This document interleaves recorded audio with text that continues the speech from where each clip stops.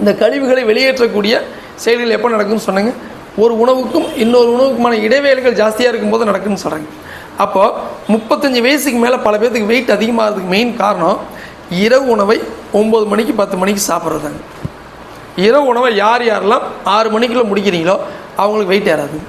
இன்றைக்கி நீங்கள் செக் பண்ணி பார்த்துங்க, நான் கொஞ்சம் உடல் பருமனாக இருக்குது, தொப்பையாக இருக்குது, ஏதாவது உடம்புல வந்து கழிவுகள் சரியாக வெளியேறது இல்லைங்கிற சிம்டம் இருந்துச்சு அப்படின்னா இன்றைக்கி நீங்கள் செக் பண்ணுங்கள்.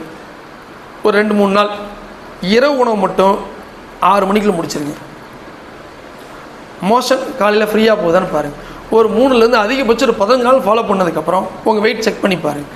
ஓவர் வெயிட்டாக இருந்தால் குறைஞ்சபட்சம் 3 கிலோ வெயிட் குறையும். இரவு உணவை 6 மணிக்குள்ளே முடிச்சிடணும்.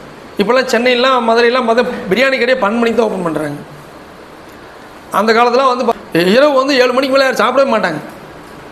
அப்படி தான் இருந்தாங்க, ஆரோக்கியமாக இருந்தால். அப்போல்லாம் யாரும் பெருசாக தொப்பையெல்லாம் கிடையாது.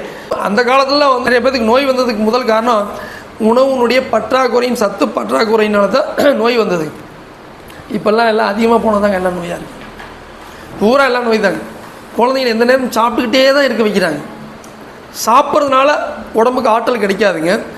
உணவுக்கான இடைவேளையில் அப்பப்போ கரெக்டாக கொடுத்தீங்கன்னா தாங்க உடம்புக்கு வந்து ஆற்றல்கள் கிடைக்கும்.